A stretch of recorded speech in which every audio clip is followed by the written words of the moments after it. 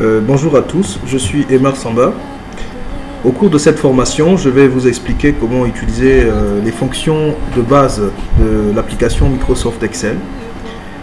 Nous allons d'abord retenir que Microsoft Excel est un tableur, c'est-à-dire c'est un logiciel qui permet de faire simplement des calculs, d'automatiser des calculs. Nous allons donc étudier aujourd'hui les fonctions basiques du logiciel Microsoft Excel. Alors, comment devons-nous lancer Microsoft Excel? Pour lancer Excel, c'est très facile. Vous venez dans la barre des tâches, vous saisissez Microsoft Excel et voilà le logiciel Excel qui est lancé. Ici, nous allons travailler avec la version E365 de Microsoft Excel. Elle permet éventuellement, comme je le disais au début, d'effectuer des calculs, d'automatiser des calculs. Et dans cette formation, on va expliquer les fonctions basiques d'Excel qui nous permettent d'automatiser des calculs. Alors ici, nous avons une feuille Excel vierge. Pour la lancer, on fait un double clic dessus. Alors voilà comment se présente l'interface de Microsoft Excel.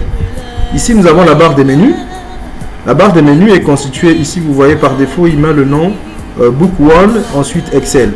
Book 1 en fait représente le nom par défaut d'un fichier Excel que nous venons d'ouvrir. Le fichier Excel est composé de feuilles de calcul. Et comme on est dans la version anglaise, c'est écrit ici Sheet 1. Ça aurait pu s'appeler feuille 1, feuille 2, on peut en créer d'autres, feuille 3, feuille 4, etc. Alors je disais que nous avons donc la barre des titres qui se présente ici.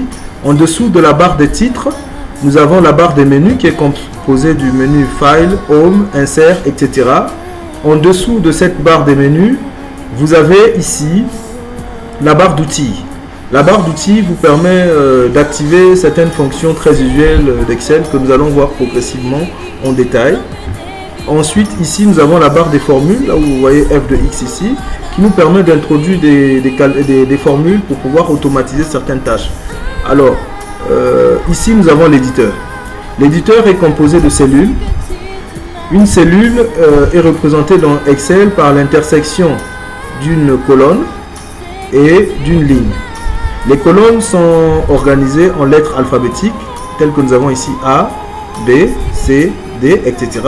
Et les lignes par des chiffres qui vont de 1 à plus l'infini. En fait, je ne connais pas le nombre exact. Nous devons simplement retenir que l'intersection d'une colonne et d'une ligne se présente ici, par exemple F7 représente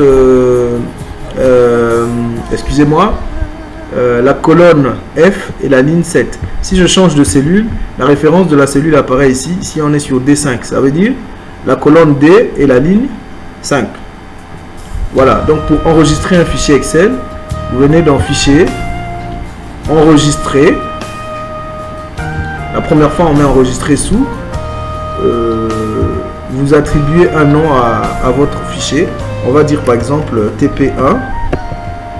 Et voilà, nous pouvons cliquer sur Save. Il enregistre notre fichier.